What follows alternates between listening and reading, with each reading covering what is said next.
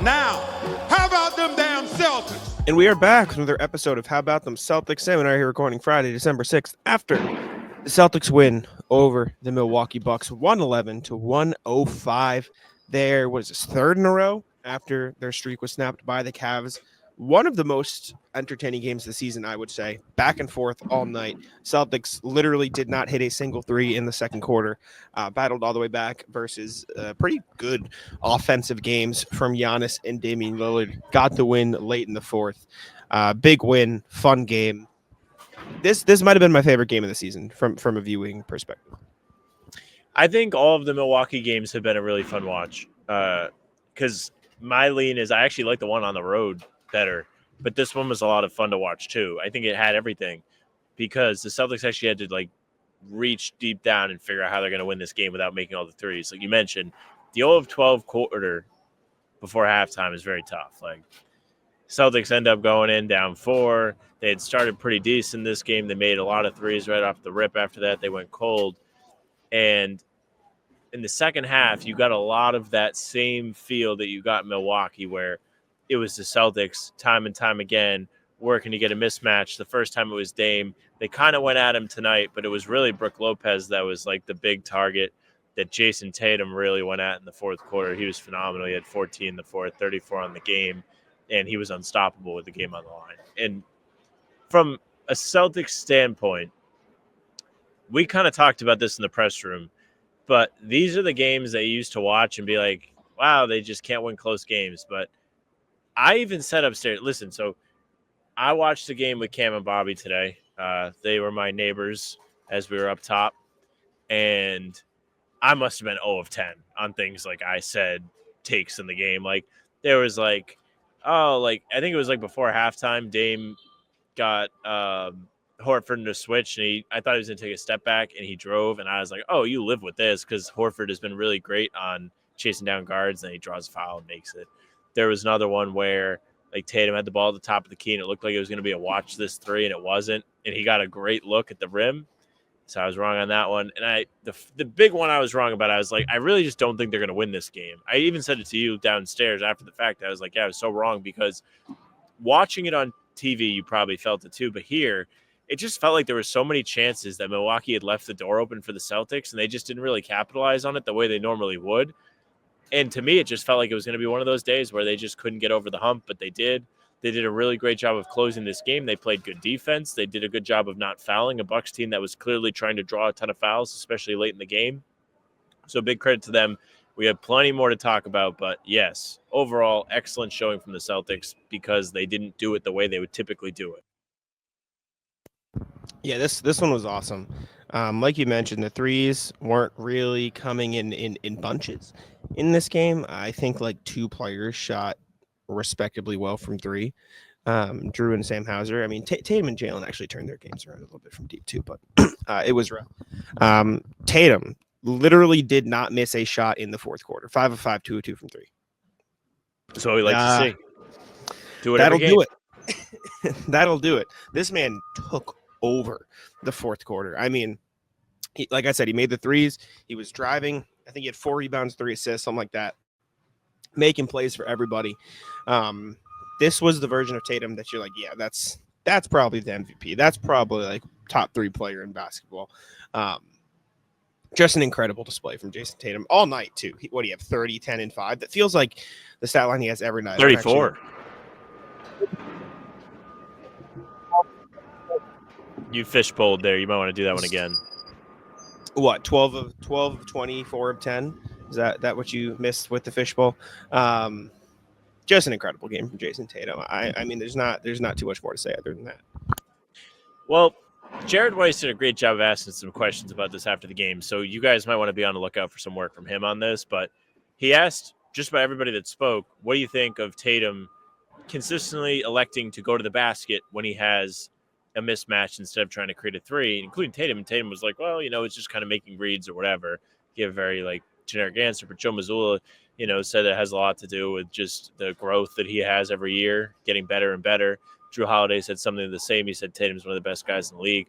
But it truly is a difference maker. When he's locked in and engaged and is going to the cup, it makes the Celtics that much more dangerous late in games because there's less room for fate to decide, if that makes sense. Yes, threes are shots too, and the players have a very strong impact on whether the ball goes in or not, but sometimes you miss threes that you really feel like we're going to drop. It doesn't happen as much when you go to the basket. Yes, layups miss. Tatum missed a layup at the end of the Cavs game. But making that effort, putting pressure on the defense, you're taking it in your own hands to make something happen. By doing that, you are drawing probably an extra defender, and you're making the defense make a decision, and you're allowing for somebody else on your team to either get an open look or watch as you make an easier shot. I don't necessarily agree with the first part of that, but I think the second part you said is super true. It definitely opens up more opportunities on the floor when you can consistently get by Brook Lopez, which Tatum was. He recognized that, and then from there, he just decided to get by, and that spawned, the Bucks over helping, the Bucks in rotation, everything like that, and he did get to the rim a bunch. So I thought he did a great job of that. I also think Tatum played really well off the ball in this game. His first 2 threes were off the ball. Then he had to play late in the fourth quarter where he kind of moved under the rim off a screen, got under, had a dunk. So I think he was just doing a little bit of everything. Jrue Holiday, man, what a guy going up against his former team. Yeah, going up against his former team after being out last game. 1 sec, I have to cough. I was trying to suppress it and it was making it worse. Just did everything for the Celtics in this game. Like I mentioned, one of the two guys, it felt really had it from three, ended 4 of 9, 20 points, 5 rebounds, 6 assists, 7 of 14, 4 of 9, a steal, a block, guarded everybody on the floor at some point in time. Just a huge game from Jrue Holiday against his forward team. He looked incredible in this one. Best game of the season by far. Yeah, and he was really there in the big spots too. In the fourth quarter alone, I know Tatum had a fantastic showing, but Jrue Holiday was a big part of that as well. He put up 5 shots, made 3 of them, had 9 points. He was the second leading scorer behind Tatum, and 5 of those points were massive. I think they were both those shots were in the last like 2 or 3 minutes of the game, where I know for a fact the floater was the dagger shot after he drove off the closeout, but he also had a catch and shoot 3 that was massive when Milwaukee was really still fighting, still going back and forth, bucket for bucket, stop for stop with Boston. And that was kind of one that separated them, gave him a little bit of breathing room, and then eventually led to the dagger for himself. So all of that's important. Combine that with the fact that he was being asked to guard absolutely everybody, and you get yourself a classic Jrue Holiday game. These were the kind of performances that we saw from Holiday in the playoffs. I know there was some talk about him earlier in the season. A lot of people weren't really happy with the way he was playing. I was a little bit more lenient to him. I just kind of didn't think he was being asked to do as much, but there was no disputing before that he took those days off here. And before that, he was really struggling. He really wasn't putting the ball in the basket. He was missing a lot of open threes, missing a lot of shots he would usually make. He was even forcing a little bit more than he should have. And it seems like the reset certainly helped his whatever confidence stuff might have been going on. It's tough to even say that for somebody who's been in the league for as long as Holiday, but whatever kind of rift he was in, he really did a great job of breaking out of it today in a big spot against a team that he used to play for, which is something he gets excited about. At least that's what he says to us, but it's also like a kind of a high pressure situation where you wanted a little bit more. He said those are his guys, but every time he goes out there, he still wants to bust their ass. And it's true. And when that's the situation, sometimes it can be difficult to focus and lock in, but he did a great job. Yeah, I mean, you could tell he wanted this one. He was doing fucking everything. So that was super fun to watch. Jaylen Brown had a good game as well. 10 to 21, 3 and 9, 25, 3 and 3. Had that tech as well in the third quarter that Joe Mazzulla said he loved after the game. Gave Giannis the 2 small and a layup. Giannis gave him a little chicken wing coming back in. Jaylen basically said, don't do that shit, and then got teched up for it, which it is what it is. Chicken wing is unfair. I think it was more of an elbow. He caught an elbow to the face. It wasn't like a Meta World Peace Ron Artest elbow, but it was an elbow nonetheless. It also could have a little bit to do with his arms being at Jaylen's head level because he's taller. I thought it was a bit overblown when Giannis did. I think he definitely threw an elbow, but I don't think he fucking. I'm gonna watch again before I speak. It was more in that face. That's saying that are bullshit. He hit him in the chest. I think. Let me. I'll pull it up. My one hard look at it came from the 9th floor, so I could very much be wrong. This I don't think this came close to his face. He was looking down, but I don't. I think it was a bit overblown. Let's see. I think Giannis was right to. It, No. yeah, Okay, it wasn't get as closer. it wasn't Get a as show replay. egregious. Look All at right, this. here we Look go. at this. Look at this. Here we go. Here's the play. If you're watching on YouTube, you'll see. It didn't come Oh close yeah, to no, his it was like face. his shoulder. Yeah, It's because he was looking down for the too small. Again, that is not to say Giannis was in the right. Like Jaylen was still right to respond the way he did to Yeah. Giannis throwing a little bow out his way. But I think the people who were saying, "Oh my God, it's malicious," he tried to kill him in the face. Like, let's chill out. But not that that's what you were doing, just from what I've seen on Twitter. I liked it though. I liked the energy. I thought Jaylen was good in this game. Yeah, and I agree with Joe. It felt like the tech gave him a nice little boost. the energy shifted a little bit, right? That was right after they had gone 0 of 12 in the second quarter. They started the third quarter 0 of 2 from 3 before that. Possession or two later, Horford makes one and breaks the glass cover on the basket. And from that point on, the threes started to kind of fall again for the Celtics, which they needed. It wasn't exactly their kind of automatic night, but still they got the ones they needed. And to get across the finish line against Milwaukee tonight, they needed the buckets that they got. And the energy that Jaylen brought was great. The energy that the team brought right from the get-go was really great. Jaylen had a possession in the first half where he picked up Damian Lillard 94 feet, almost forced a 8-second violation, bringing the ball up. Dame actually falls down, and the ball just happens to find Giannis. But he had him in hell for that 8 seconds, and you could really see that whole spirit, energy amongst everybody out there for the Celtics, and they won this game by locking in, playing good defense, playing disciplined defense. Like, I can't speak enough about some of these possessions in the fourth quarter where the Celtics were doing everything they possibly could to play the best defense possible, but also doing everything not to foul. Because there was a moment late in the game, it was a Middleton wing possession. He gets the ball to Giannis post, ball gets back to Middleton, and both of the times Middleton had the ball, he kind of went up slow with the shot / faked the shot to try and draw a foul. Derek White didn't bite on it either time, forced him to pass out of it, and they ended up getting a great stop. And it was just really a great play by Derek White, who really wasn't much of himself in this game, but he still brought the areas that the Celtics depend on him to have, regardless of how his offense was going. So that's a big credit to him, but I love the energy overall. Yeah, Derek couldn't shoot for shit tonight, but it didn't matter. And he almost missed Very the one bizarre sight sight. He did make.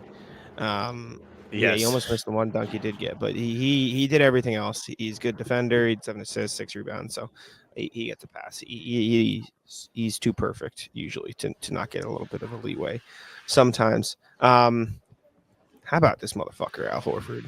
8 points, 9 rebounds, 3 assists, 2 blocks, but like everyone will look at the box score and say, "Oh, Giannis shot 13 of 25. It's pretty good." This dude's shooting 60% of the season. That's below 60%. And I bet on Al Horford was even lower than that. So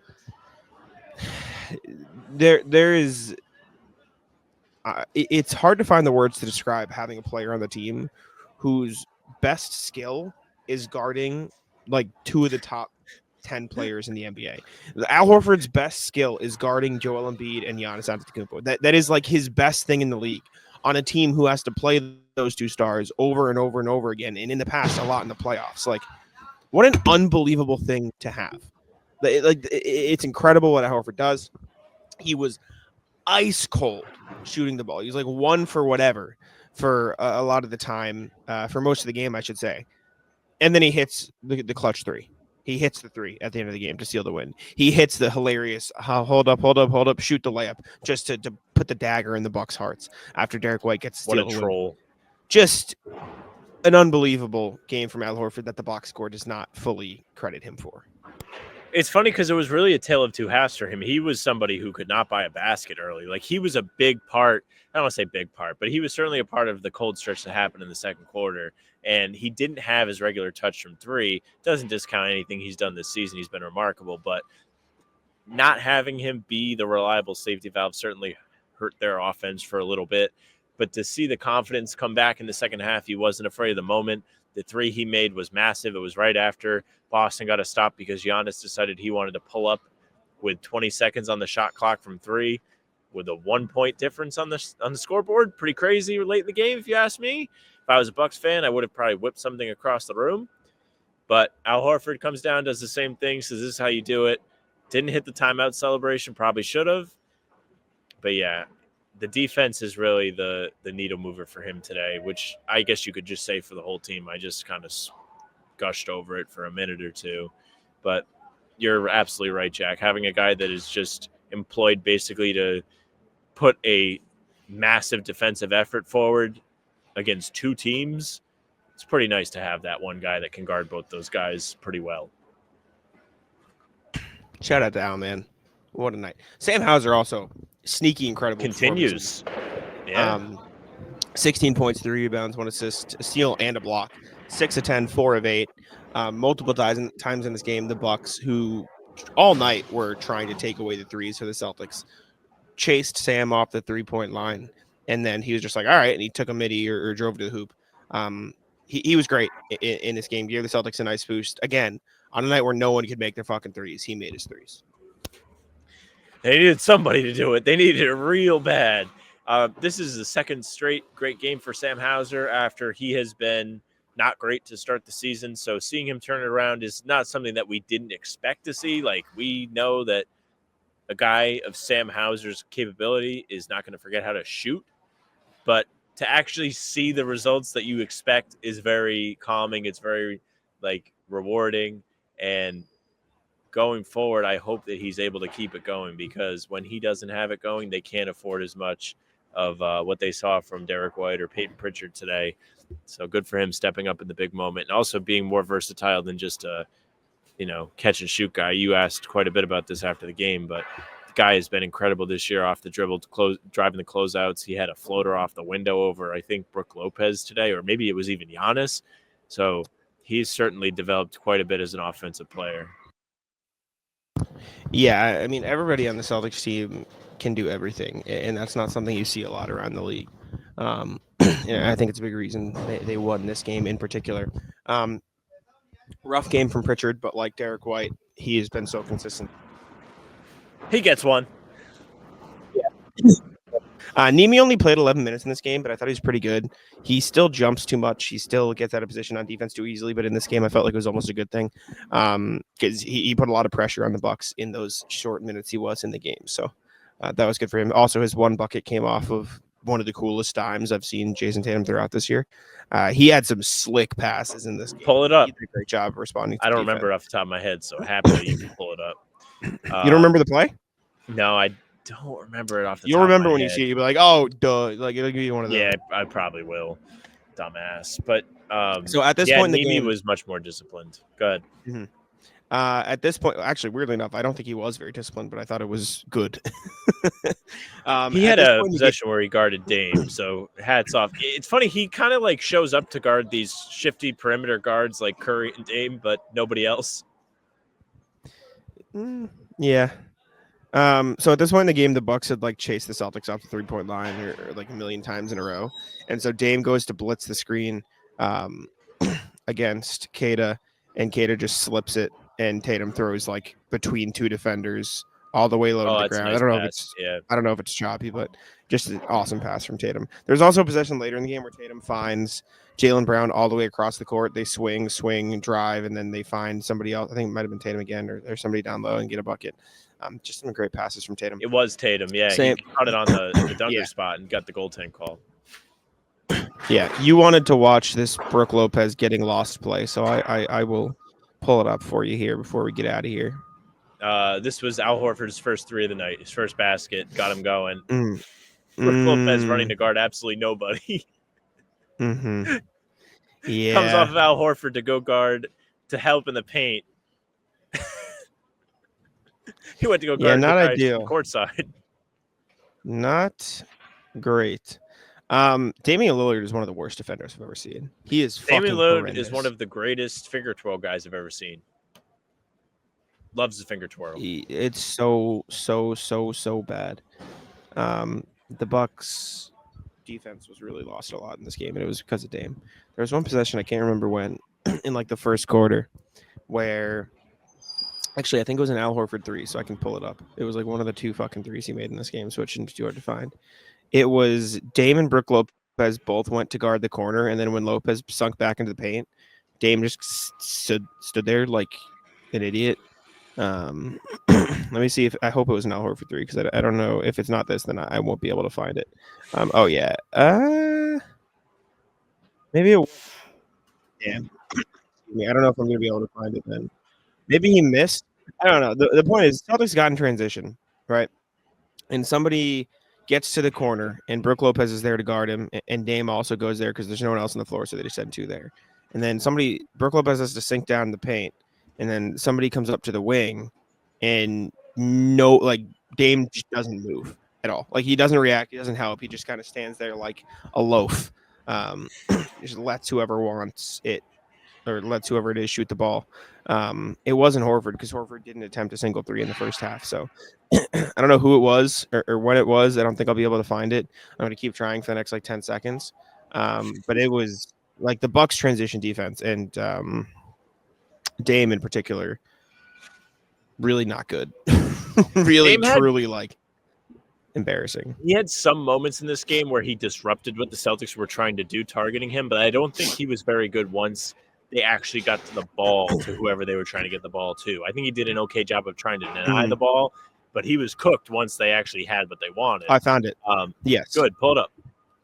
So Dame is floating in space, aloof. Look, he's tracking back. Oh, Derek White's in the corner. Oh, get him. Oh, actually, this wasn't even Dame's fault. What is Andre Jackson doing? Him and Giannis just kind of hanging out. It's just such bad defense, and the Celtics just drain it. Transition defense was horrendous. Anyways, any final thoughts before we get on out of here? Good wins for the Celtics. 19-4 now in the season, by the way. Better start than last year, which is kind of wild. 19-4. 3-0 against Milwaukee. They will not play Milwaukee again this year unless it's in the playoffs, so they have swept the Bucks in the regular season. They won a game where they didn't make all the threes, which is very impressive. I think it's important that they're able to do that. I think there's going to be situations in the playoffs where something like that does come up and they're able to tackle it. I think last year, the games that they lost in the playoffs are kind of, except for the one in Dallas, that was just kind of everything possible went wrong for them game. But they really didn't have the same advantage from three in those games that they usually would, and they didn't exactly finish them off. But we mentioned it. They're much better at closing these close games now, so you should feel a lot better about all that. But yes, very fun game. We'll be back in the morning. Marcus and the Grizzlies are here tonight at 8 p.m., late tip. So we'll be here for 7:30 pregame. You can catch it on YouTube where you can subscribe, comment, hit the bell. Jack and I are here every single day. New content drops, full pods, Tuesday, Thursday, Sunday. Up in the air if tomorrow is a full pod or not. We have a busy Saturday, but you're going to have a game recap at the very least because it is the morning after the game. Then we have other videos up in between to keep you busy. So again, subscribe, hit the bell. You can also find us on Spotify and Apple. All pods and game recaps are up there for you. So if you follow that, you go right into your feed. Leave a 5-star review. We'd appreciate that very much. You can email us, hbtcpod@gmail.com. At the very least, we will read those tomorrow to go along with the game recap. I think that's only fair. We love to read them on every single pod, so get those thoughts in. You got something to say about Doc and the Bucks. The socials are How About Them C's for Twitter, Instagram, and TikTok. Facebook's just the name of the pod. All streams are there. They're on YouTube. They're on Twitter. Jack's Twitter is Jack Simone NBA.